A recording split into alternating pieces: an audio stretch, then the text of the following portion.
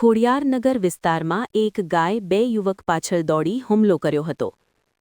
વિકાસ એટલો વધ્યો કે ગામડાઓ પણ શહેરમાં સમાઈ ગયા। ગોચરની જમીનો બચી નથી।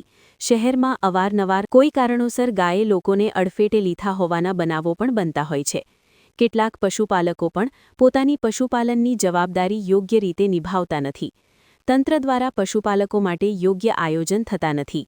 પરિણામે અવારનવાર આવા બનાવો સામે આવતા હોય છે। આજે ખોડિયારનગર વિસ્તારમાં પંચમ એલાઇટ ફ્લેટ પાસે એક ગાય બે યુવક ઉપર હુમલો કરવાની ઘટના સામે આવી છે। આ ઘટનામાં ગાય યુવકો પાછળ દોટ મૂકીને હુમલો કર્યો હતો।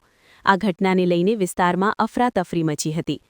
આ ઘટનામાં ભોગ બનેલા બે વ્યક્તિ પૈકી એકને ગંભીર ઈજાઓ પહોંચતા 108ની મદદથી સારવાર અર્થે હોસ્પિટલ ખસેડાયા હતા। સમગ્ર મામલે સામાજિક કાર્યકર અતુલ ગામેચી દ્વારા નારાજગી વ્યક્ત કરી હતી। સાથે જ તંત્રને યોગ્ય રીતની કામગીરી કરવા તેમજ પશુપાલકોને પણ પોતાના પશુઓ જ્યારે બહાર કાઢો ત્યારે તેમની સાથે રહેવા માટે જણાવ્યું હતું।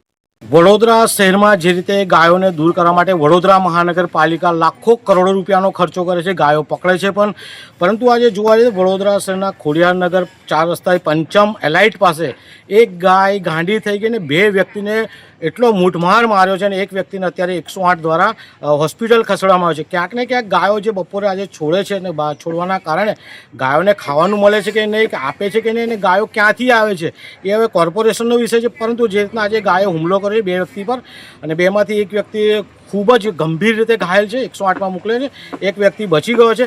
ક્યાંક ને ક્યાંક ગૌપાલકોએ પણ ધ્યાન રાખવું પડશે કે ગાયોને જે રીતે ગૌપાલકો છૂટી મૂકી દે છે અને છૂટી મૂકવાના કારણે આ ગાયો તેમ હુમલા કરતા હોય છે તો ગૌપાલકોને વિનંતી છે ગાયો છોડો ત્યારે ગાયોની સાથે રહેવા જોઈએ।